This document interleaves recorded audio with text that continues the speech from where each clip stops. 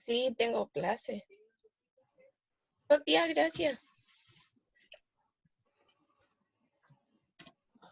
Vamos a ver implantación, ¿ya? Vamos a recordar los aprendizajes esperados. Dice, describe las principales características y mecanismos asociados a la segunda semana de desarrollo embrionario. ¿Ya? ¿Todavía hay gente? ¿Todavía hay gente, chiquillos, que están esperando? ¿Martín? Están diciendo que no les funciona, que hay un error con la aplicación. Alejar esta ventana de la aplicación compartida. ¿Qué significa eso, Martín? No, lo que pasa, profe, es que para poder ingresar a la sala tienen que loguear con su Facebook o con un mail. Yo creo que se están metiendo como invitados, como Sí. invitados nomás, y sin igual creo loguearse. No se pueden meter sin identificarse antes. Martín, ¿podéis decirle o mencionarle? Sí, ahí les voy a mencionar. ¿Ya? Y Marcelo dice si lo pueden aceptar. Ya, yo voy entonces, mejor vamos a esperar, ¿ya? Un poquito porque voy a entrar de nuevo. Algo pasó aquí.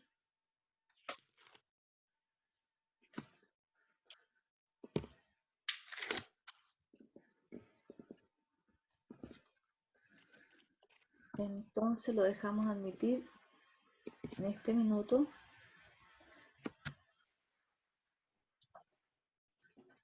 Dice que Marcelo Gabriel Solís. Sí. ¿Terminar lo dice? Sí. ¿Cancelamos nomás, Martín? ¿Qué cosa? Dice, desea eliminar a Marcelo Gabriel Solís Ortiz. Ah, porque ya está, ¿ya? ¿Entró o no? Ahora No, entré recién. Ah, entraste ya. Hola, Bacán. buenos días. Buenos días, le pongo cancelar entonces, ¿no? Sí. ¿O lo elimino? No, está bien. Ahí no lo eché. Ya le pongo cancelar. Listo, muy bien. Ya, entonces ahora sí que vamos. Sí, ahora sí, creo que sí. Creo que están todos. Tengo 43, me falta uno todavía. Uno. No se pronunciaban además porque los que tenían problemas eran Nicolás Araya, Marcelo, Carlos. ¿Entró Carlos? ¿Y el Nicolás está? Sí, está aquí. Sí, Nicolás entró recién. Carlos creo que no.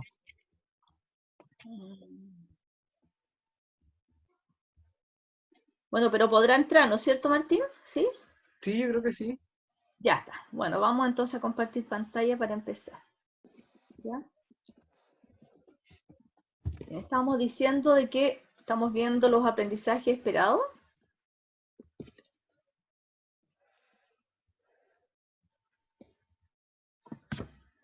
Y vamos a ver principalmente todos los mecanismos que están asociados a la segunda semana de desarrollo. La primera ya vimos, ¿verdad? Que era, primero empezamos con la fecundación, después con la segmentación. Veíamos que las divisiones sucesivas, ¿verdad? Llegaban como un blastocisto a implantarse a la mucosa endometrial. Los indicadores de logro describen principalmente el proceso de la implantación del ovocito, que ya está fecundado, y las características, ¿verdad?, del endometrio durante esta implantación.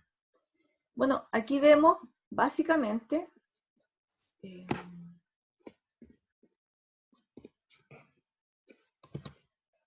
recordando de que vamos a admitir, Carlos. Ya está. Vemos la segmentación, aquí un estadio, como dice, ¿verdad?, de 6 blastómeras. Veíamos que cada una de ellas, ¿verdad?, era muy vellosa, tenía muchas microvellosidades, eran entidades individuales, más o menos en el estadio de 8 en el ratón y 16 en el humano, ¿verdad? Iban constituyendo alguna estructura, parecía una morita, por eso se llama mórula, ¿verdad? Y eran entidades independientes, eran pluripotenciales.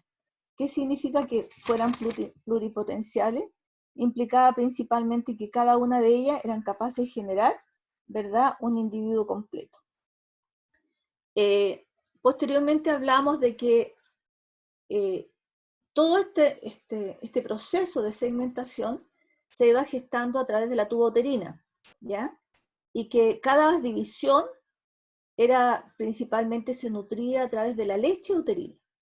Esa leche uterina que estaba constituida principalmente por productos de secreción de la mucosa del oviducto, formada principalmente por glicosaminoglicano, glicoproteínas, factores de crecimiento, proteínas, ¿verdad?, que internalizaban y permitían principalmente las divisiones de la blastómera. Más o menos entonces dijimos a las 16 en el humano se produce un microambiente interno y externo que va a permitir la compactación y el sellamiento de las blastómeras externas. Estas blastómeras externas, como vemos acá en la compactación, se pierden en este minuto, aquí, ¿verdad? Se pierden las microvellosidades, se producen medios de uniones, como el tipo nexo, uniones fuertes, algunos desmosomas, y estos van sellando básicamente y generando una sola unidad, ¿ya? Es lo que nosotros llamamos el inicio de la morfogénesis embrionaria, como una sola unidad. Y cada una de las células que inicialmente eran independientes, ahora en vez de ser pluripotenciales, totipotenciales van a ser pluripotenciales. Eso significa que van a ser capaces de generar cada una de ellas, ¿verdad?, todos los tejidos del organismo o del embrión. Una vez que sucede esto, ¿verdad?, vemos acá una división. Decíamos que las divisiones eran asincrónicas porque se dividían principalmente las más grandes. Las divisiones no comprometían a todas las blastómeras, sino que se iban dividiendo principalmente las más grandes y las divisiones eran totales, ¿ya? Hasta que llegamos a la formación de una unidad que se llama blastocisto. Con esta modificación interna que hay, ¿verdad?, se van a generar dos poblaciones celulares que son el trofoblasto y el embrioblasto, como lo vemos aquí. El embrioblasto habíamos dicho que estaba constituido por 10 células y el trofoblasto aproximadamente por 100 células. Lo importante de esto es que ustedes ven que el embrioblasto, ¿verdad?, se ubica en un polo y este va a constituir el polo embrionario, ¿ya?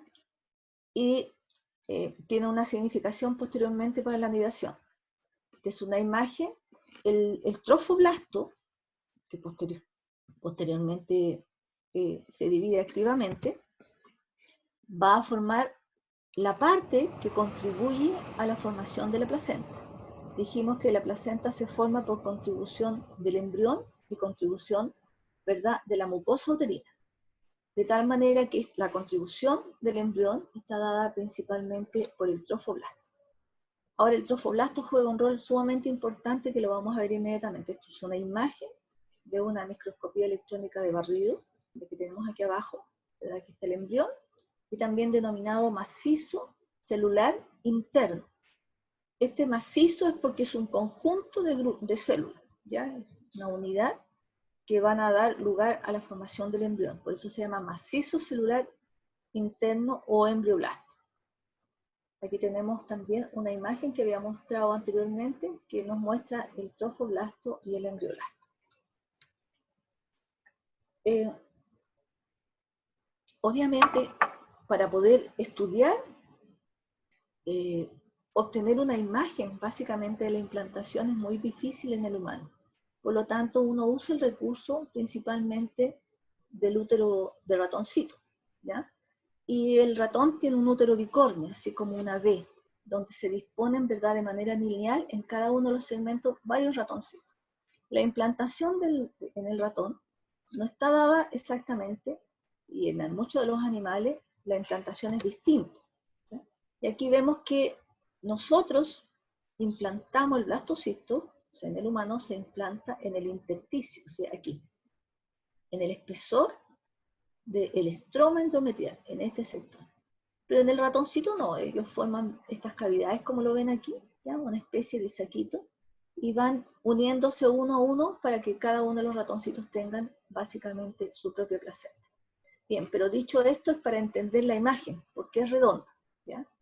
Entonces, aquí podemos ver la mucosa uterina, que está muy bonita, ¿verdad?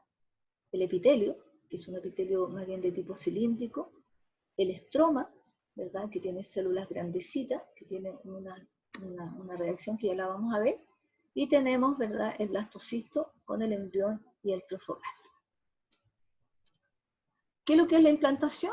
La implantación la podemos definir como un conjunto de procesos físicos y químicos mediante los cuales el blastocisto tiene que liberarse aquí de su zona pelúcida y entre en contacto principalmente con la mucosa uterina.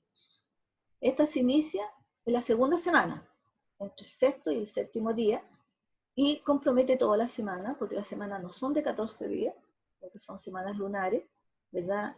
Más o menos el día 12 de gestación. La implantación es una implantación en el espesor, ¿ya?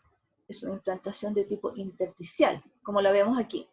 Por lo tanto, se va a ubicar en la zona compacta del endometrio, que lo vamos a ver inmediatamente. Y el lugar de la implantación, aquí una imagen de un útero que tiene un fondo y que tiene un cuerpo, ¿ya? Por lo tanto, se va a implantar preferentemente en la pared anterior o posterior del cuerpo uterino, ¿ya? En este sector, la porción alta, a ese nivel, más o menos. Bien, vemos que las hormonas juegan un rol bien importante, principalmente, ¿verdad?, en la modificación estructural del endometrio. Vemos que inicialmente todo lo que eran FSH y LH eran hormonas provenientes de la adenohipófisis, reguladas por el hipotálamo, ¿verdad? Influenciaban principalmente en el crecimiento folicular, posteriormente en la ovulación y en la formación del cuerpo lúteo, y es un cuerpo lúteo menstrual, ¿ya? Y vemos aquí también que los estadios, ¿verdad?, de diferenciación química, física o estructural y funcional, más bien dicho, que se van gestando en etapas en endometrio. Esto dice relación principalmente con esta tablita que nosotros vemos aquí, que si tomamos un periodo básicamente de fertilidad o desde el día de la menstruación hasta el 28º día donde se inicia el otro periodo menstrual, ¿verdad? Vamos a ver que más o menos la menstruación dura aproximadamente entre 3 a 4 días, 5 días como máximo, ¿verdad? Que los periodos de días fértiles, dependiendo del espermatozoide, dependiendo del día de la ovulación, está dada principalmente entre los 9 y los 18 días, y el periodo de ovulación y de fertilización podrían ser entre los días 7 y más tardar hasta el día 21, como lo dice la tabla. Ahora, una de las cosas que nosotros tenemos que entender, que generalmente del 14 al 28 días son días estrictos. O sea, el proceso, una vez que se produce la ovulación, ¿verdad?, se produce hasta el 28 día la otra descamación. Lo que puede variar son los días previos, ¿ya? Este periodo que estamos aquí lo vamos a llamar estrogénico o proliferativo. El periodo después de la ovulación lo vamos a llamar, como incide la progesterona, un periodo progestacional o secretorio. Entonces, cuando hablamos de endometrio, ¿verdad?, hablamos de un periodo proliferativo, donde está actuando principalmente siendo el estrógeno del ovario, y en la segunda parte, un periodo secretor, porque está influenciando principalmente la progesterona del cuerpo lúteo. ¿Ya? Bien. Aquí vamos a tratar de entender, ¿verdad?, esta imagen, que es más o menos lo mismo. En la imagen anterior nosotros veíamos básicamente un proceso sin implantación, ¿verdad? Que no había una descamación durante los primeros días hasta el 28 día donde se inicia la otra descamación. Pero aquí nosotros tenemos un proceso donde hay una implantación. Por lo tanto, en todos los periodos, ¿verdad?, el endometrio se prepara para la implantación, ¿ya?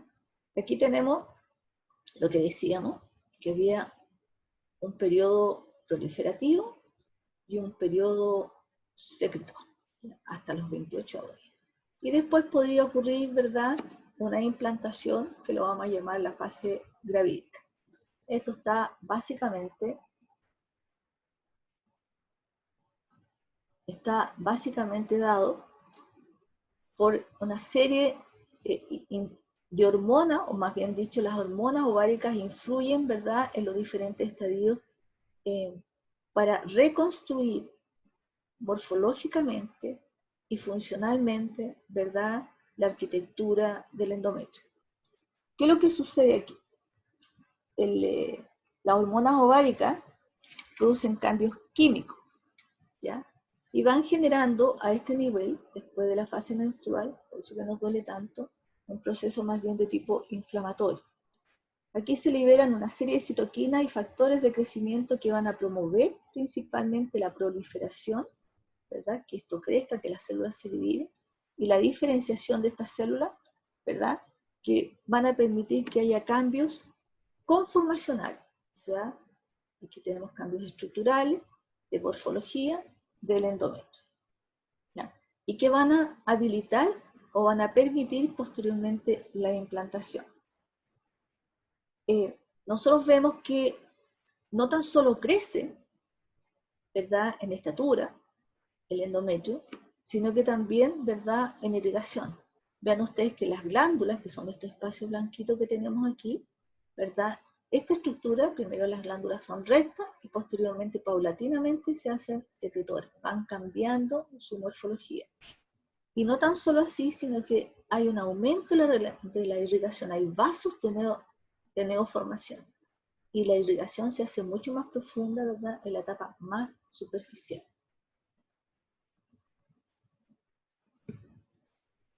De tal manera que se va a iniciar, ¿verdad?, una activa secreción de las glándulas y un aumento de la irrigación principalmente en la zona superficial donde se va a producir la implantación del embrión, ¿ya? Ahí tenemos una parte. ¿Qué es lo que sucede aquí básicamente?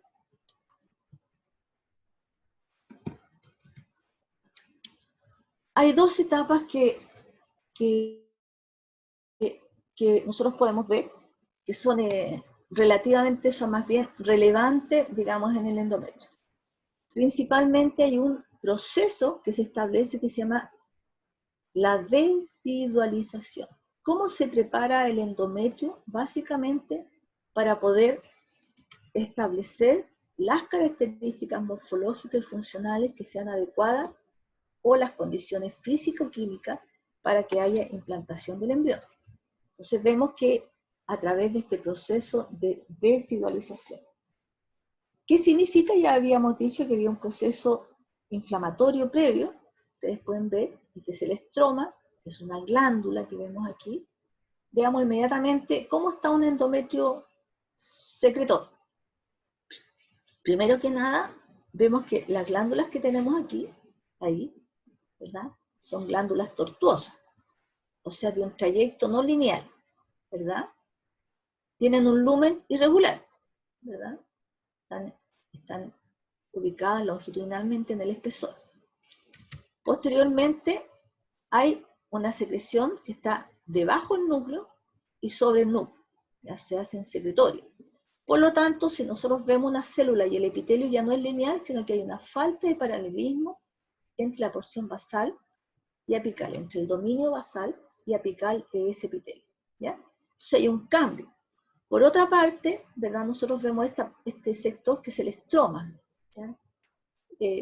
Podríamos denominarlo como que fuera el tejido conectivo, ¿ya? Aquí se le llama estroma porque es un órgano macizo, ¿ya? Entonces, decíamos que era un proceso inflamatorio que se genera edema, y obviamente al generar edema, ¿verdad?, las células se separan, ¿ya? Se genera una congestión difusa y mediante una serie de estímulos de los mediadores inflamatorios, ¿verdad?, que son secretados, se van a diferenciar las células estromales. Y estas células estromales van a adquirir una morfología mucho más grande, ¿verdad? Vean ustedes que los núcleos son pequeños, son más grandes, se van a llenar su citoplasma con glicógeno y lípidos y van a constituir un tipo de célula especial que se denomina célula decidual, ¿ya? Que esta célula decidual secreta de forma intensa factores de crecimiento, son glicoproteínas, y también algún glicosaminoglicano como el heparansulfato. Este proceso de decidualización, ¿verdad?, se inicia después de la caída endometrial, después de la menstruación, y el endometrio y el útero, básicamente la mucosa uterina, se prepara, ¿verdad?, para la anidación a través de este proceso de decidualización, que se concreta obviamente en el momento de la anidación. Por eso dice aquí que la respuesta tardía del endometrio ante la invasión del trofoblasto es a través de un fenómeno que aparece en cada ciclo. Entonces, cada ciclo nosotros iniciamos un proceso de decidualización. O sea, vale decir, un proceso inflamatorio local, en el cual la serie de citoquinas que se van a producir ese cambio morfológico en las células, ¿verdad? Y estas células, además de crecer, se llenan de lípidos, de glicógeno, ¿verdad? Y juegan un rol sumamente importante en el proceso de la implantación. Además, van a servir principalmente, ¿verdad?, como un mecanismo, ¿verdad?, que impide el proceso invasivo, porque vamos a ver que el trofoblasto invade y puede llegar básicamente hasta atravesar la pared endometrial. Este es por una parte, entonces el proceso de decidualización. Aquí vemos que a través del proceso de decidualización, como lo vemos aquí, ya esto amarillito, voy a mostrar primero las glándulas. Aquí vamos a una glándula que está en el periodo secretor, ¿verdad? Y aquí la vemos completa, vemos que está absolutamente de lumen irregular, ¿ya? Y por otra parte vemos una irrigación que se inicia, ¿verdad?, básicamente con la arteria arqueada, o sea, la arteria uterina, la arteria arqueada, posteriormente, ¿verdad?, la arteria recta y la arteria espiralada, ¿ya? Le llaman también helicoidal a este nivel. Vean ustedes cómo se capilariza profusamente. Bueno, esto es un esquema en la parte superficial. La decidualización, como ustedes pueden ver, ¿verdad?, es un proceso inflamatorio que compromete todo este sector, el amarillo. Pero, ¿verdad?, como lo ven acá, las células se disponen principalmente en la parte más superficial formando esta zona compacta. Todo esto es la capa funcional, todo. Pero la parte amarilla, que es más oscura, va a constituir principalmente,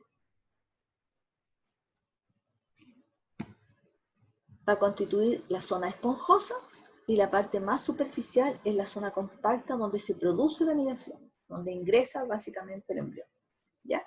Aquí es donde se forma un colchón, ¿ya?, una pared de células deciduales. Eso no significa que no haya, simplemente, ¿verdad?, se dispone en este sector.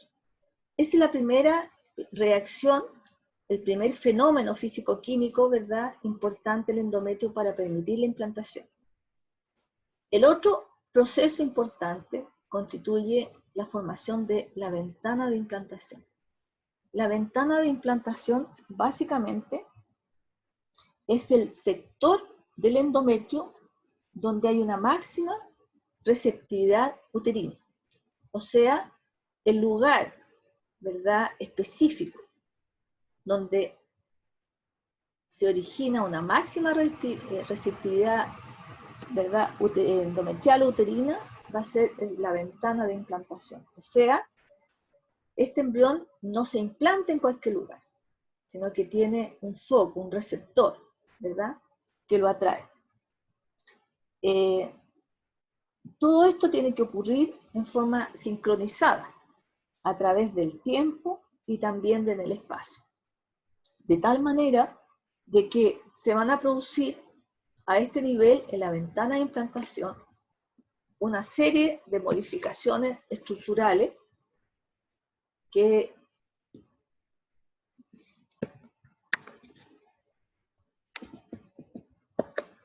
del endometrio en la ventana, vean ustedes que se forman unas estructuras como saculaciones que se llaman pinópodos.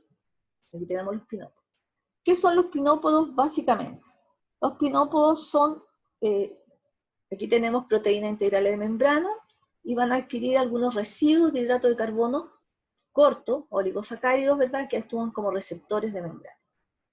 Como todo este endometrio se convierte en secretor, también hay modificación de un sector, ¿verdad?, específico, que llamamos la ventana de implantación, y que van a adquirir esta morfología, ¿ya?, receptores de membrana. De tal manera que solamente ese espacio, ¿verdad?, que dura la ventana de implantación 48 horas, solamente, y ocurre entre los días 20, 21 días, más o menos, ¿verdad? Ahí, en ese sector donde hay máxima receptividad, donde están los pinópodos, ¿verdad?, ocurre la implantación.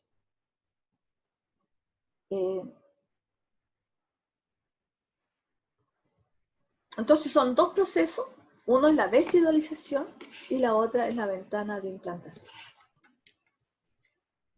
Bien, aquí nosotros tenemos la implantación propiamente tal, ese es un esquema. Aquí vemos principalmente el epitelio endometrial, que es más bien de tipo cilíndrico, como ustedes lo pueden ver. Aquí tenemos el epitelio se invagina y forma una glándula, ¿ya?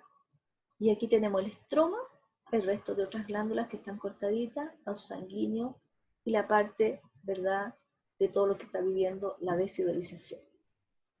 Entonces, aquí tenemos el blastocisto con el embrioblasto y el trofoblasto. El mecanismo de implantación, que ocurre más o menos la segunda semana del sexto día, tiene dos etapas. Una etapa de contacto, y vamos a ver esta otra, que se llama una etapa de penetración. La segunda. Vamos a ir a la primera. ¿En qué consiste? La etapa de contacto principalmente tiene tres etapas, o subetapas: la aposición, adhesión e invasión.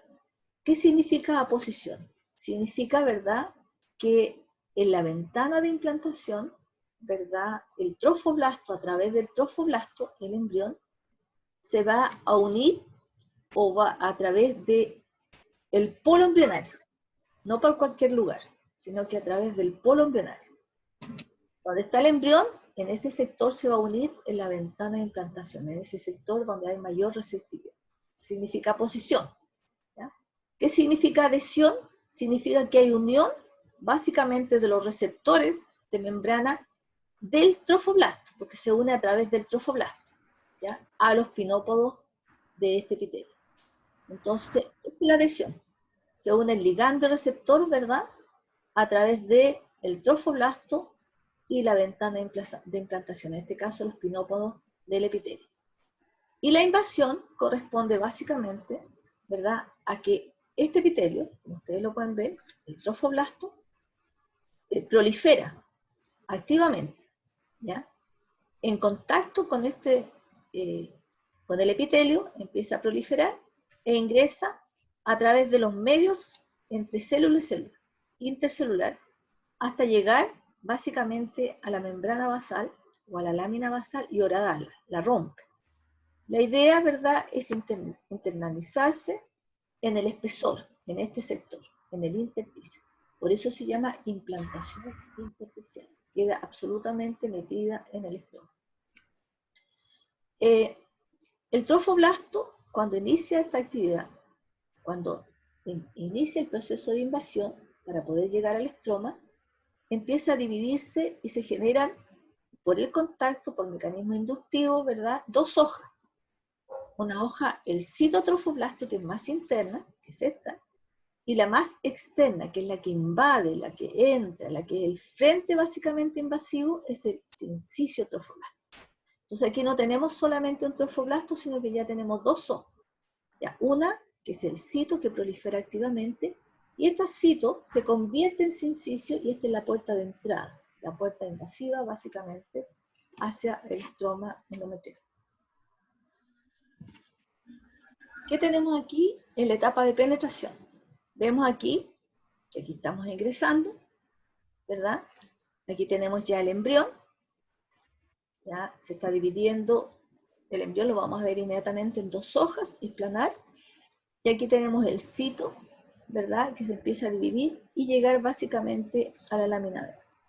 Cuando una vez que llega básicamente a esta lámina, como lo vemos aquí, a la membrana basal, ¿verdad? Se proyecta en ambos sentidos, hacia allá y hacia acá.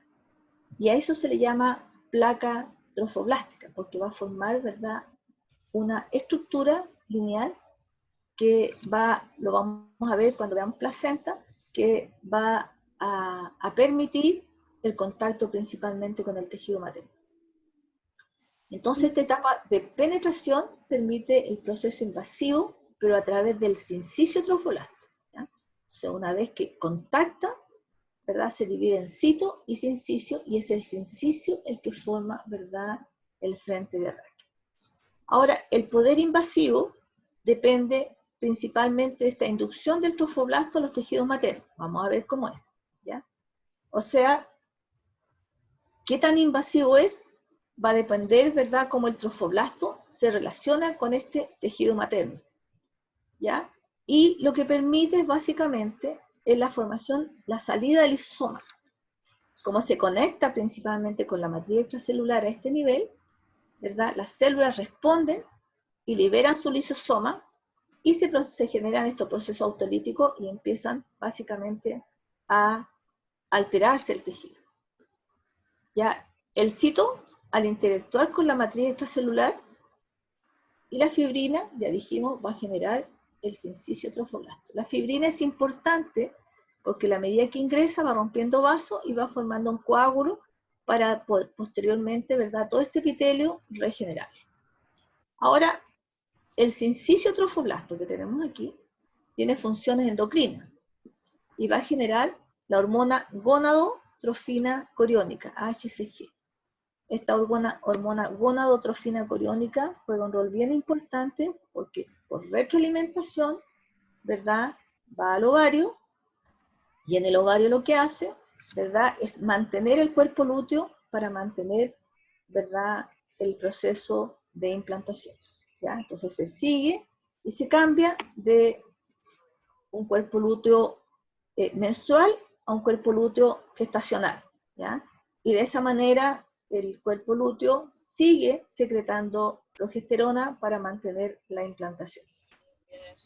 Aquí vemos que el blastocisto, y aquí vamos a entrar en materia, así que harto ojo con esto. Aquí el blastocisto tiene 7 a 8 días y se han producido una serie de cambios, ¿ya? Y esta parte es difícil porque vamos a entrar en placenta y es importante que nosotros lo tengamos claro. Aquí vamos a ver el trofoblasto primero. En esta etapa se genera una activa proliferación de esto, ¿ya? Vean ustedes que por el polo embrionario, ¿verdad?, aquí está el cito. El cito es una célula que tiene límites bastante precisos, como ustedes lo pueden ver, ¿ya?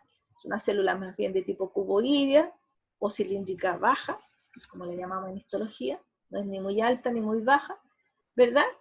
Y que se divide activamente y que va a dar esta célula, como lo vemos aquí, que es el sincicio trofoblasto, que es célula que no tiene límites, ¿ya?, que prolifera activamente y este va constituyendo este límite de invasivo, ¿ya? A través, ¿dónde? A través, o sea, por el polo embrionario, va ingresando al estroma endometrial. Vean ustedes los vasos del tejido materno, ¿ya?, y el estroma endometrial. Es una glándula uterina. Entonces está ingresando a través, rompió el epitelio, ¿verdad?, y ingresa. Horadó básicamente la lámina basal e ingresó al espesor. Entonces se produce una activa proliferación del trofoblasto, en este caso también de ambas cosas, cito y sincicio, y se produce una organización laminar del embrioblasto. Vean ustedes que el embrioblasto, como lo vemos aquí, ya no es un grupo de células, sino que es una organización laminar que tiene 2 capas. Estas células que son cilíndricas y en azul, que es la parte más superficial, se llama epiblasto, y las amarillas, que son más bien de tipo planar, se llaman hipoblasto, como la vemos aquí, ¿ya? Ahora, vemos aquí que inmediatamente este hipoblasto epiblasto lo tenemos que tener muy en claro, porque del epiblasto se van a generar las 3 hojas embrionarias, ¿ya? De aquí se va a formar el ectoderma, el mesoderma y el endoderma, que son los gestores, ¿verdad?, de todos los tejidos del organismo, ¿ya? El hipoblasto básicamente degenera, desaparece, ¿ya? Está inicialmente, solamente de manera inicial. Ahora, del epiblasto, como de los azulitos, ¿verdad?, emergen células, básicamente para formar estas células que se llaman amnioblastos, como la vemos aquí, ¿ya? Estos amnioblastos son activamente secretor y van a conformar la cavidad amniótica. Ahora, en su ingreso, ¿verdad?, estas células se tienen que dividir y se tienen que alimentar. Como ya no tenemos básicamente la leche uterina porque estamos en útero, entonces se alimentan de detritus uterino, de tejido.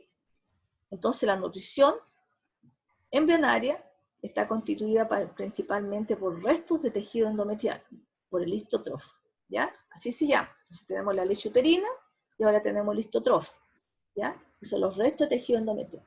Entonces de ahí va sacando, ¿verdad?, las proteínas, los glicosaminoglicanos, los factores de crecimiento, etcétera, que le van a permitir, ¿verdad?, organizar tanto el trofoblasto como el embrión. Ahora, la imagen siguiente nos habla de 2 días después, de 7 a 9 días de gestación. Aquí ya tenemos un embrión que está ya de morfología redonda, ¿ya?, más bien esférica, ¿verdad? Está internalizada casi la totalidad. Vean ustedes que hay un tapón, un coágulo de fibrina, que está separando básicamente la parte externa e interna del embrión, ¿verdad?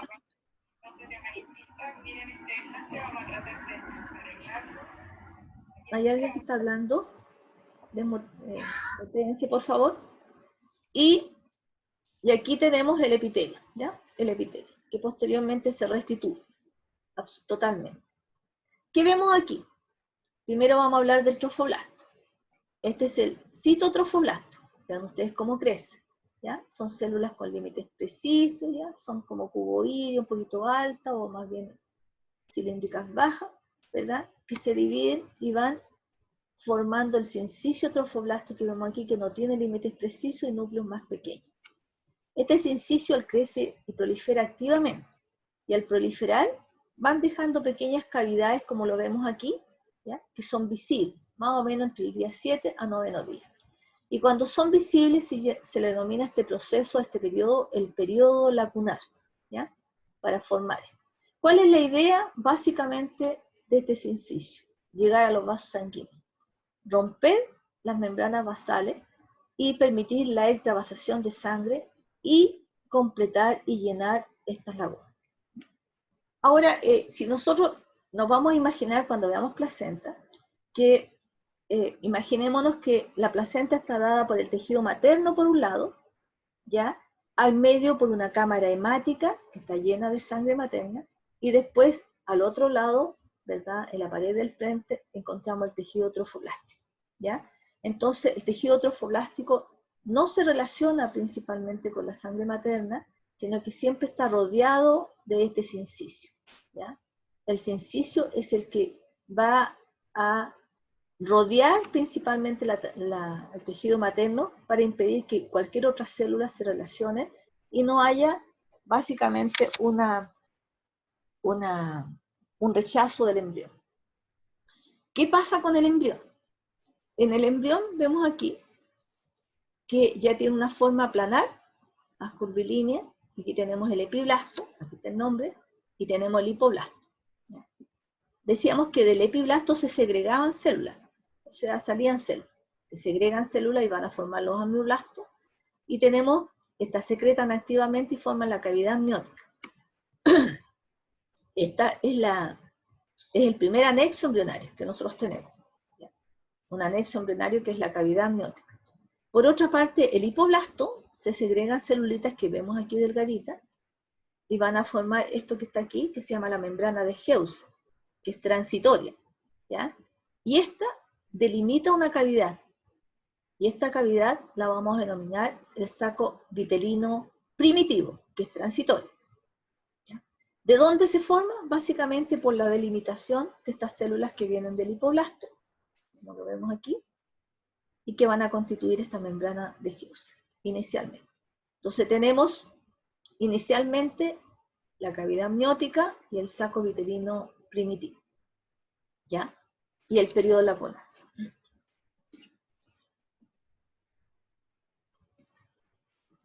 ¿Qué vemos aquí a continuación? En el 12º día vemos varias cosas. Primero que nada, en el trofoblasto ya vemos que las lagunas que nosotros teníamos inicialmente, ¿verdad?, se están llenando de la sangre materna, ¿ya? Y cuando se llenan de la sangre materna, nosotros ya sabemos que el cito, ¿verdad?, no se relaciona con la sangre materna, sino que lo hace a través del sincicio trofoblasto. Entonces se forman una serie de vellosidades, son cordones celulares que tienen en su centro, es como un dedito, ¿verdad?, como una rama de un árbol, que tiene, a veces cuesta imaginarse, pero por eso que es importante que tengamos esa imagen, ¿verdad?, donde el cito está al medio, ¿ya?, y externamente está rodeado de sincicio trofoblasto. Esta estructura de cito y rodeado externamente de sincicio la vamos a llamar vellosidades primarias, ¿ya?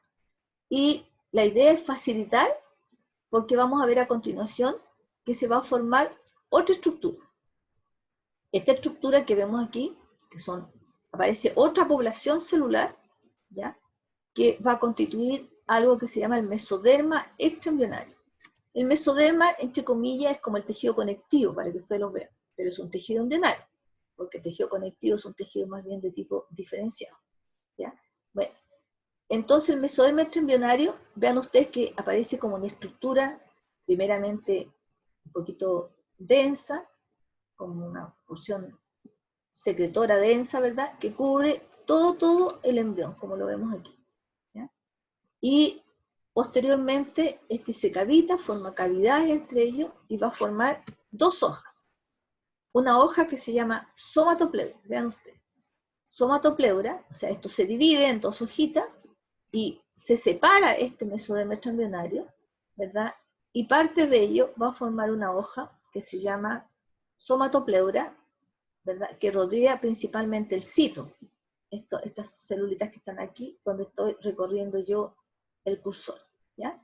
Y vean ustedes que lo hace en los amnioblastos, ¿verdad? Y rodea externamente toda, ¿verdad?, el trofoblasto. Y la otra hoja que se llama esplasmopleura va a rodear solamente, ¿verdad?, el saco vitelino inicial y posteriormente va a quedar rodeando el saco vitelino definitivo.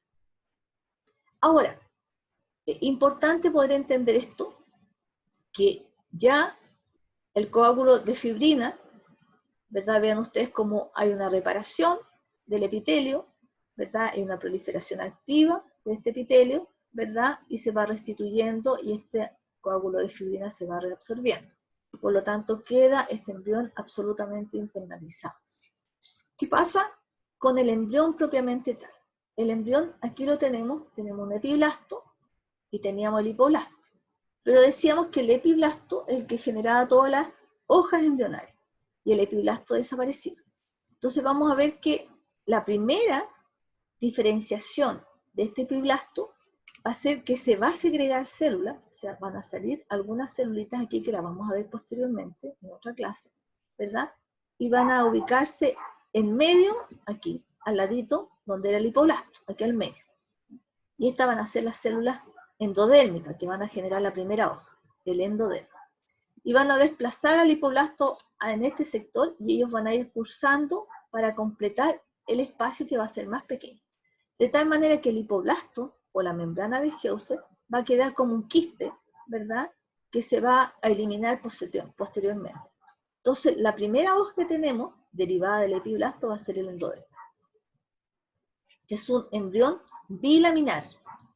Una hoja, dos hojas, ¿verdad? Es como un disco embrionario, se le llama disco embrionario.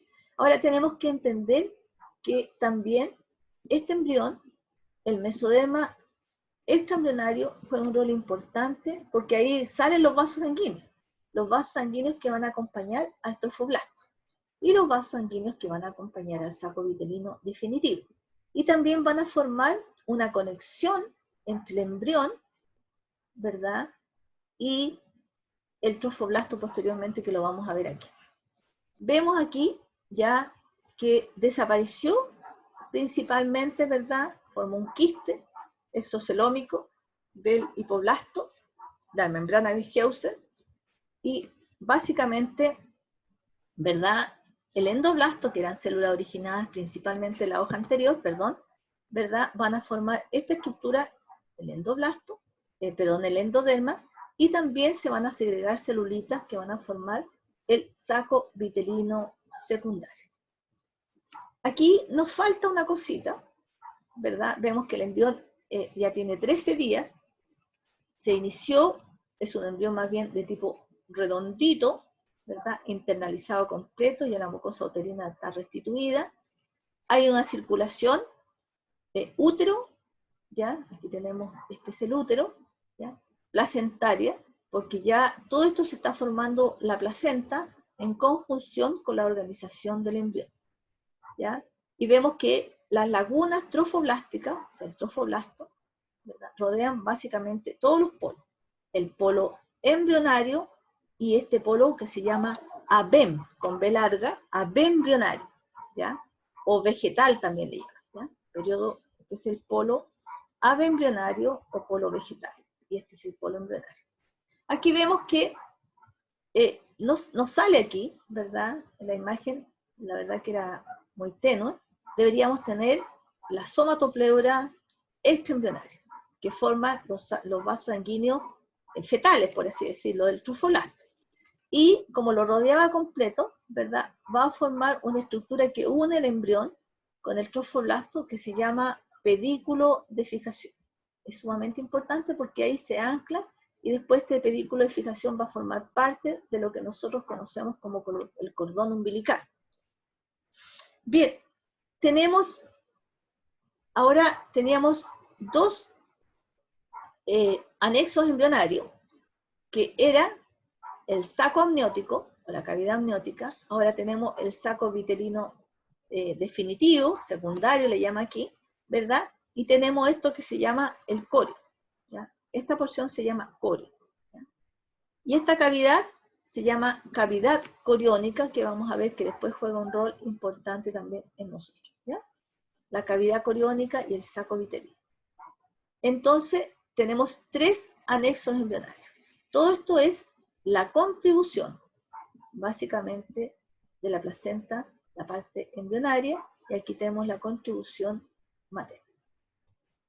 Todavía siguen siendo un disco, ¿verdad?, donde ya tenemos el epiblasto, y aquí el endoderma, básicamente, ¿ya? Pero ya se está diferenciando y lo vamos a ver en la semana siguiente. Vemos que hay algunos mecanismos, lo escribí, dice que cuando la clase no se los envié, pero lo escribí mejor, dice mecanismos reguladores de la actividad invasiva. ¿Quiénes pueden regular, verdad, estos mecanismos que impidan que la invasión, porque es un agente, el embrión es un, perdonando la expresión, es como un tumor, ¿verdad?, que ingresa, ¿verdad?, y ahí tienen que haber mecanismos que lo puedan regular. Uno, ¿verdad?, son mediadores químicos. El trofoblasto, en la fase de contacto y posteriormente la penetración del embrión al endometrio, libera algunos factores de crecimiento, como metaloproteinasa, gelatinasa, y van a degradar principalmente la matriz extracelular materna, que van a generar estos procesos autolíticos en el tejido materno. Eso es importante. O sea, hay una interacción, ¿verdad?, un mecanismo inductivo entre el trofoblasto y el tejido materno, ¿ya? Estos factores de crecimiento no tan solo le permiten, ¿verdad?, que prolifere el cito hacia inciso, sino que también permite e induce la formación de este proceso autolítico en el tejido. De tal manera que todo el detritus, ¿verdad?, se produce, y la idea es que no tan solo permita la internalización, sino que va a permitir, ¿verdad?, de que todos los elementos que salen de la célula, ¿verdad? Permitan la nutrición del embrión propiamente tal. Aquí ven ustedes que se libera el lisosoma en el tejido materno, se forman estas vacuolas y las enzimas líticas que van a producir la autofagia principalmente. Ese es por una parte, pero eso está regulado entre el mediador químico del trofoblasto, ¿verdad? Y la respuesta que da principalmente el tejido materno. Y por otra parte, la deshidrolización, ¿verdad? Ustedes saben que, ya lo hemos dicho, que se implanta la zona compacta y el endometrio. Esta zona compacta es bien importante porque las células residuales se implantan principalmente y conforman o sea, se agrupan principalmente en el lugar donde está la implantación, ¿ya? Y a eso vamos a denominarlo la decidua basal, lo vamos a conocer. Es sumamente importante porque la decidua basal es el lugar donde las células residuales, ¿verdad?, se agrupan en mayor proporción. Y posteriormente estas células residuales también se extienden al resto del endometrio y van a formar otro tipo de deciduas que son más laxas, que la decidua capsular y la decidua parietal. Esto nos explica, digamos, que la deshidrolización es un proceso, ¿ya? Y que conlleva la formación de las células residuales. Bueno, ambos regulan básicamente, ¿verdad?, la invasividad o la actividad invasiva, digamos, del embrión. Y por último vamos a ver algunos sitios de implantación ectópicos. Vean ustedes que pueden quedar en el ovario, se puede implantar en los diferentes lugares, principalmente de la trompa uterina, ¿ya? A veces no alcanza a llegar al endometrio o también en el seno. Aquí vemos una imagen de lo que sucede en muchísimas ocasiones, ¿verdad?, de una implantación en el oviducto. La trompa uterina, esto es lo mismo, es simplemente para mostrar, ¿verdad?, que muchas veces quedan implantadas en el mesenterio, o sea, en la parte externa del oviducto, en el tejido mesentérico, fuera del intestino, ¿ya? Aquí vemos una imagen, un lugar ectópico del embarazo tubario, ¿verdad?, que no dura más allá de 2 meses, que lo tienen que operar y la persona pierde básicamente toda esta estructura. Este es el ejemplo anterior, donde se produce un embarazo en el saco de Douglas, ¿ya? Donde el ovario, a través del oviducto, no pudo, no lo captó y simplemente cayó en este sector. Creo que hay algunos ejemplos donde se produjo básicamente el embarazo y el parto a término, ¿ya?, pero con mucho riesgo. Otra de las formas, ¿verdad?, es que el poder no tan solo es donde se implante, sino que el poder invasivo. Muchas veces el embrión y el trofoblasto, ¿verdad?, invade de tal manera que llega hasta la porción muscular del tejido, ¿no?, porque ustedes saben que el útero es una masa muscular, básicamente.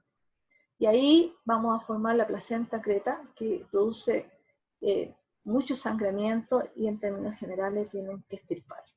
Y en otras ocasiones, ¿verdad?, llegan principalmente hasta la serosa, o sea, hasta la porción externa, ¿ya?, e invaden completamente las vellosidades.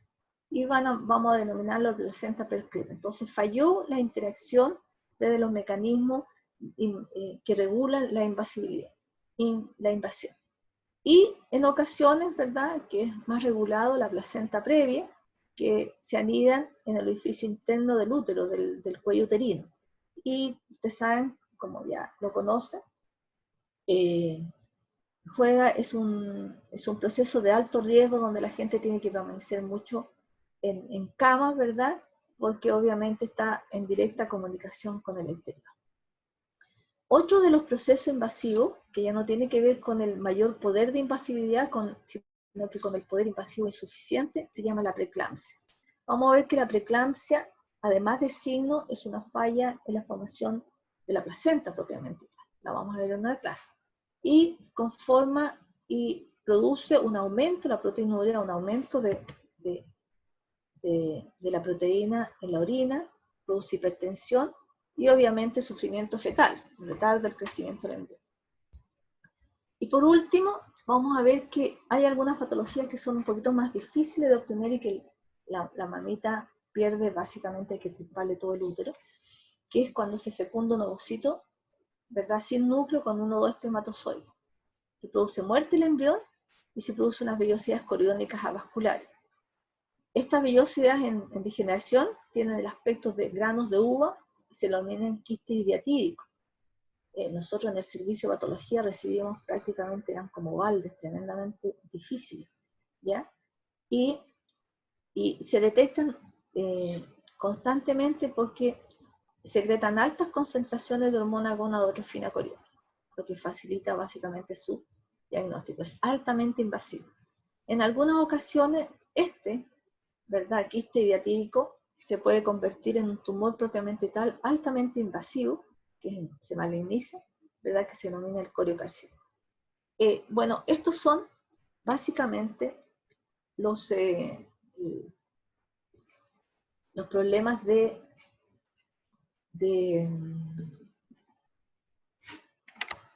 que hay de invasividad.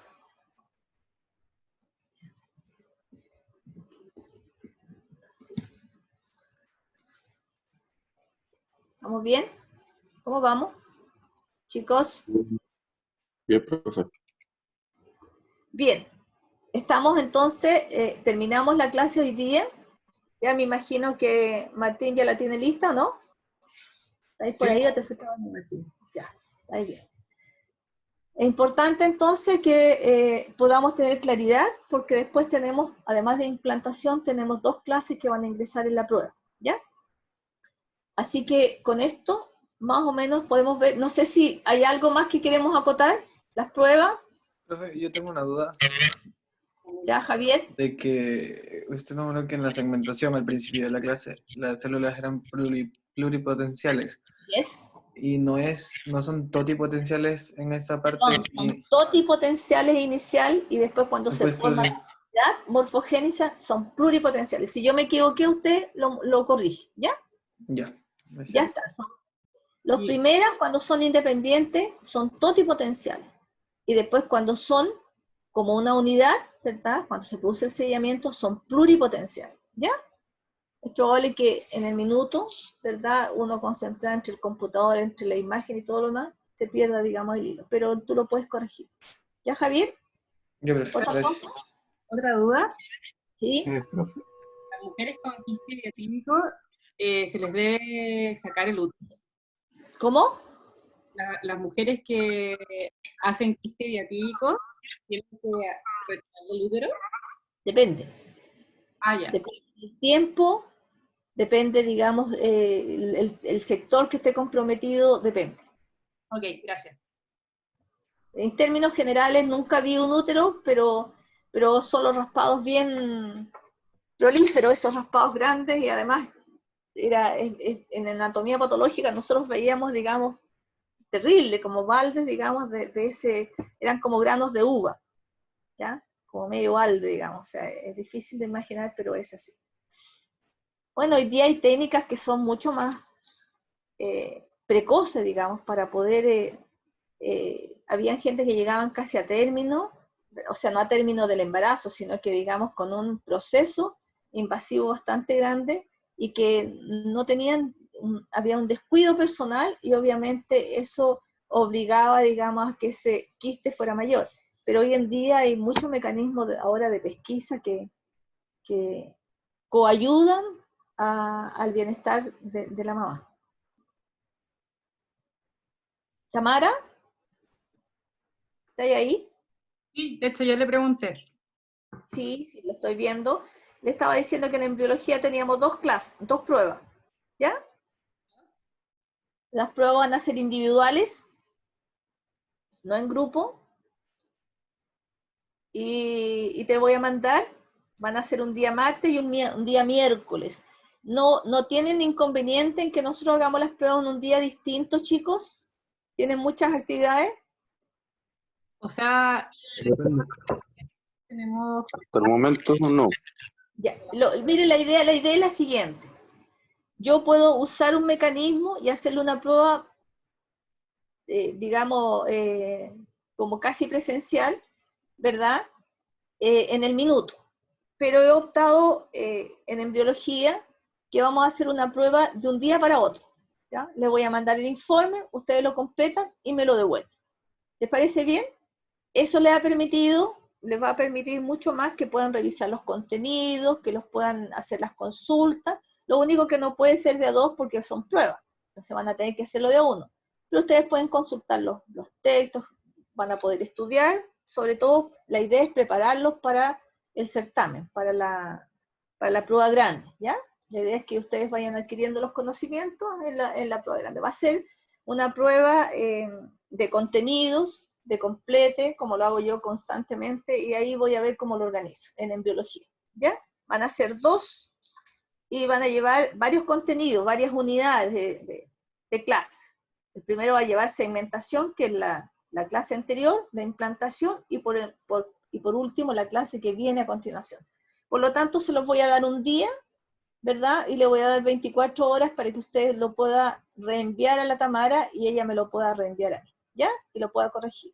Profe, lo que no, creo que no se entendió muy bien es que dijo que iban a haber 2 pruebas, pero ¿Sí? dijo martes y miércoles, ¿se refiere a que lo va a entregar el martes y nosotros se lo enviamos el miércoles? Sí. Claro. 2 pruebas. Una va a ser el 5 y el otro va a ser el 20 De mayo. de mayo, porque eso lo vamos a ir programando y anoche me di la lata, digamos, de evaluar para que no topara con histología. Súper. Muchas gracias. Histología tenemos que hacer exactamente lo mismo, ¿ya? Profe, ¿Sí? eso sería equivalente a un control, entonces. A un control. Pero Ya, ese control, como se va a sumar, o sea, va a ser 2 controles en embriología, ¿verdad? Y que cada uno va a valer el 10%, ¿ya? profe, ¿y los trabajos que han mandado en histología no son con nota o sí son con nota? Son todos con notas. Todos, ya. Y ya no vamos a hacer, sino que vamos a hacer 2 pruebas, ¿ya? Ya lo que más me interesaba era epitelio, y esta semana tenemos epitelio, y por lo tanto después lo otro lo vamos vamos a hacer 2 pruebas de histología, que es el 30 de abril y el 12 de mayo. Ya lo tengo Ah, ya, claro, entonces- un día jueves, ¿ah? Y son Entonces- individuales. ¿Ah? Nos quedaría este trabajo práctico y 2 controles individuales más. De histología. Y en En embriología histología. solamente 2 pruebas. Ya, bacán. Gracias, profe. Eso vamos a hacer de tal manera de prepararnos para el certamen. El certamen, chiquillos, en embriología no hay problema porque lo vamos a hacer solo nomás. Pero en histología, voy a aprovechar de hablarle ahora que ustedes están la mayor parte, lo vamos a hacer en conjunto con La Serena. Y seguramente vamos a usar algún recurso, digamos, de eso que ustedes puedan trabajar de manera individual en los computadores. Ya no sé cómo, pero me imagino que la escuela nos irá a dar, como todos los años hacemos las pruebas en conjunto con ellos, ¿no es cierto? Estamos trabajando en conjunto, los contenidos son los mismos, hemos ido utilizando casi las mismas imágenes, entonces vamos a tratar de buscar la mejor forma de poder hacer ese certamen. En la fecha porque el certamen coincidimos que sea en la misma semana. Entonces, para nosotros y para ustedes, bien bueno en histología. No vamos a tener tiempo de poder hablarlo en histología, porque en histología ya tenemos mucha sobrecarga. Tenemos 3 hoy día presentaciones más la clase. Así que aprovecho que tenemos tiempo todavía para poder compartirlo. ¿Se entendió, no es cierto, chiquillos? Estuve revisando un poquito lo de histología y le faltó bastante, chiquillos, que quiero que sean más acuciosos. Y lo otro que quiero mencionarle es que si usted, aquí hay 2 muchachos. ¿Daniel Pereira está por ahí? ¿Llegó o no llegó, Daniel? ¿Sí está No, aquí? sí estoy, profesor. Ya está. Daniel Pereira, usted está fuera de plazo, ¿ya? Sí, me tuve un problema de comunicación con mi compañero. Nuestra Ya, interacción solamente vía mail, pero o sea, siempre, usted tiene que pensar siempre que el trabajo es en dupla, pero es individual a la vez, ¿ya? O sea, si el otro compañero no está presente, usted tiene la responsabilidad de hacer su trabajo completo, ¿ya? El hecho de trabajar en 2 no significa que tiene que esperar que usted haga 3 preguntas y el resto haga 3 preguntas. No es así, ¿ya? Usted tiene una responsabilidad individual con respecto a eso. Si la otra persona podrá responder en su momento, mandará su informe, ¿verdad?, completo en el momento que corresponde. Porque hay una baja, básicamente, si usted ha sacado un 5, va a obtener un 4. ¿Y dónde está el Maximiliano Montaca? ¿Dónde está? Aquí. Ya, Maximiliano, le vamos a tirar la oreja. 2 veces que ha tenido, ¿verdad? Ha llegado fuera de plazo. Usted ha tenido una semana para trabajar y ahora tiene como 5 días. Ya tiene que mandar el resuelto el día martes, a más tardar a mediodía. El seminario de histología para nosotros es súper importante, ¿ya? Entonces se va a poner las pilas, ¿no es cierto, Maximiliano? ¿Pero hasta cuál martes? ¿Ah? ¿Cómo hasta el martes? No, hasta el viernes. Ah, sí, pues, hasta el viernes, sí, sí. Ya, es este viernes. Y otra cosa, quiero mencionarle de que hay una alumna, ¿no es cierto, Tamara? Que no está ahora, que congeló, parece. Sí, tengo la Ya información. está. Sí. Entonces, el compañero o la compañera de esa alumna, ¿verdad? Va a hacer, junto con Maximiliano, ¿verdad? Su trabajo de esta semana. ¿Ya? ¿La alumna que se retiró? No, la que quedó, porque eran duplas, pues, ¿no es cierto? No sé si es varón o es una dama. Claro, o sea, ahora justo me está hablando un chico que se incorporó, que lo incorporamos ayer a la lista, que podría... ¿Andrés? No, eh, en histología estamos hablando, ¿no es cierto? histología... Estamos hablando de histología. Sí. A ver. Ya, la dama, es una dama, ¿no es cierto? Salió del grupo, congeló. Sí. Ya está. Entonces, la persona que lo acompañaba tiene que hacer dupla con Maximiliano en esta semana. El problema es que esa niña hubiese sido la pareja de Max. Como la que estaba de más. O sea, en histología, Maximiliano quedó solo porque somos impares. Sí, pues, pero ahora se salió una alumna, entonces ahora quedamos pares. No, quedamos impares porque no contamos a ella. Sí, creo que no lo habíamos tomado en consideración cuando hicimos las parejas. Ya, échale una miradita, Tamara, por favor, ¿ya? Porque me gustaría que Maximiliano pudiera trabajar con alguien también, ¿ya? ¿Ya? Okay. Ya está. Lo otro es, vamos a ver, el Andrés Cavier está por ahí. Andrés. Sí, profe, aquí estoy. Ya. Andrés, ¿qué voy a hacer con las clases que no tienen asistencia? Ya la revisé igual, pero no sabía que están en YouTube. Yo creo que la voy a mirar igual. Sí, pero me refiero con la asistencia formal, pues Andrés, no quiero tener el mismo problema del año pasado, ¿no es cierto? ¿Ya? Sí, pero bueno, eso estaba ya conversado con Marcela. Ella es la que no me había habilitado el aula. Ah, ¿no te había habilitado? Sí, no me la había habilitado ella. Pero no estaba ahí en nómina tú tampoco. No, por eso mismo. Ya, pero ocúpate tú, ¿ya? ¿Ya? Ok. Para que este año puedas sacar todo junto, pues, ¿ya? Sí, Ya, profe, chiquillos. gracias. Entonces, no sé si hay preguntas, alguna cosa. Voy a Yo, mandar profe. tú ordenadito con la Tamara, Andrés, y los que no estaban, digamos, Francisco Calvo también. ¿Dónde está Francisco Calvo? Francisco, no tiene solamente... ¿Dónde está Francisco? No está aquí. Ya, bueno. Vamos, el Francisco no está presente, ¿eh? Por si acaso. Dijo no que sé. está acá, profe, en el chat. Sí, está en el chat, pero no aparece, digamos, como imagen, no aparece como en el computador. Bien. De tal Profesora, manera... ¿Ah? yo tengo una duda, Sí, ¿sí? Ya. sí. Con respecto a la ventana de implantación, eso sería como del día 8 hasta el día 9 más o menos, 8 o al 11 más o menos, La segunda semana es a partir del día 6, al día 6. día 12 o 13 por ahí. Ah, ya. Y si tuviésemos que definirlo, ¿cómo se podría definir, profesora? ¿De qué?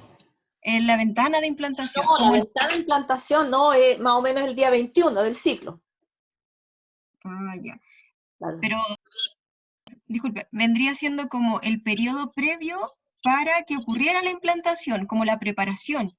No. Es el momento crucial donde hay una modificación de ese segmento endometrial, ¿verdad? Para poder ser más receptivo en el minuto que se produzca el contacto. Ah, ya, perfecto. Claro, o sea, Por eso que entra el blastocisto, ¿verdad? Y lo que hace es como la llave y cerradura. ¿Se acuerdan ustedes en biología, en bioquímica, qué sé yo? Entonces, lo que hace es buscar su receptor, ¿ya? Y en ese sector se anida. ¿Se entendió o no? ¿No? Ya. ¿No, Alejandra? Profe, Sí, algo más. Dímelo si no entendiste, dímelo nomás. Sí, es que sí entendí más bien, por lo menos ya sé a lo que se refiere. O sea, tengo muchísimo endometrio, Sí. pero solamente hay un sector, ¿verdad?, donde se modifica. Y ese Ujú. sector, ¿por qué está dado? Porque hay mayor irrigación y porque está en ese sector hay mucho más células residuales.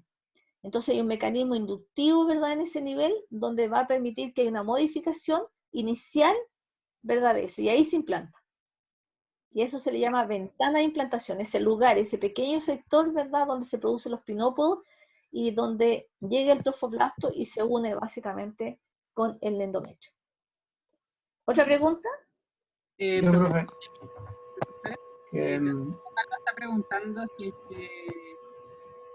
es que lo notó porque está sin cámara y sin micrófono. ¿Quién oye? ¿Tamara? Francisco Calvo.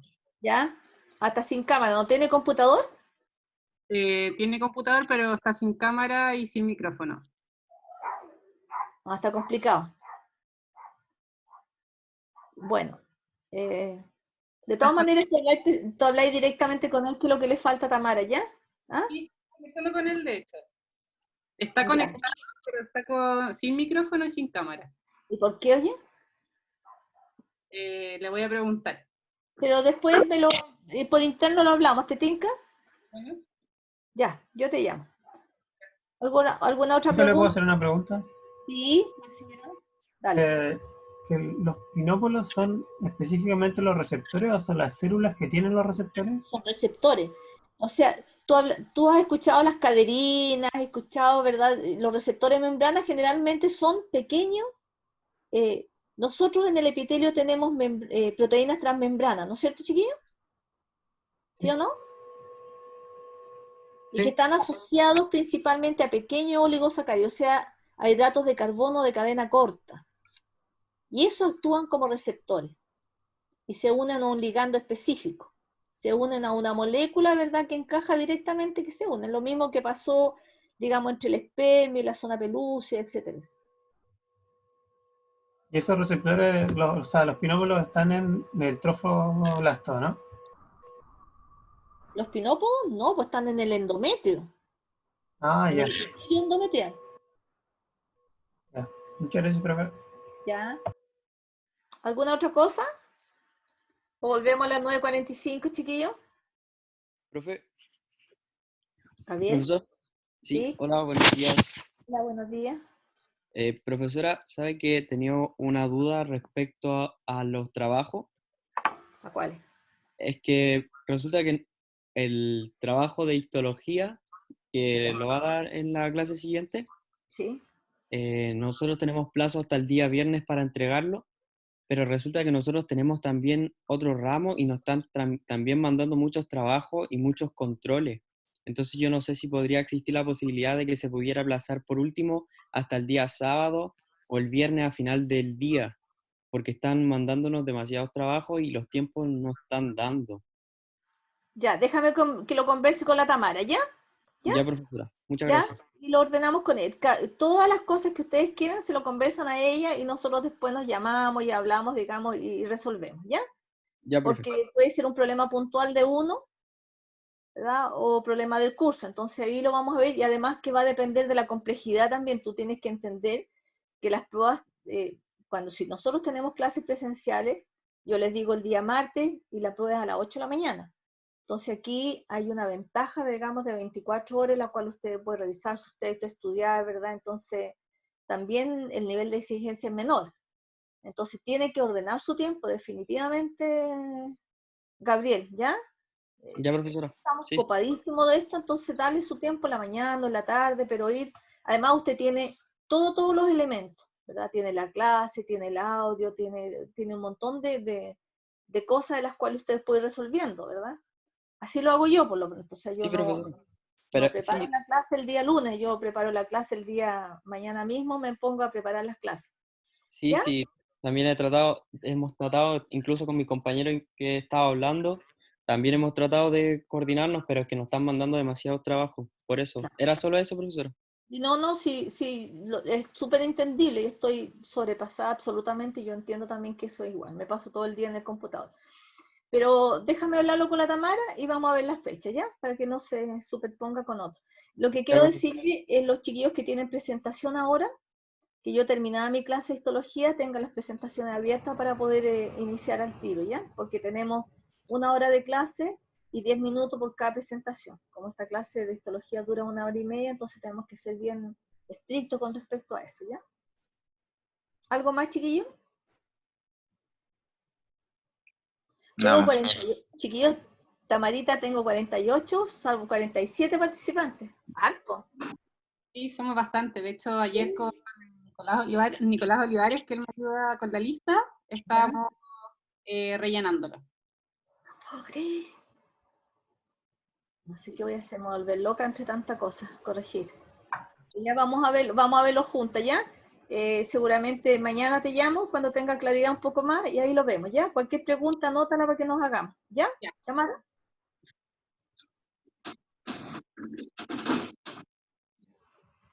Bien, lo dejo descansar un ratito, ¿ya? Para empezar a las 9:45, ¿ya? Ok, profe. Ya, que estén bien.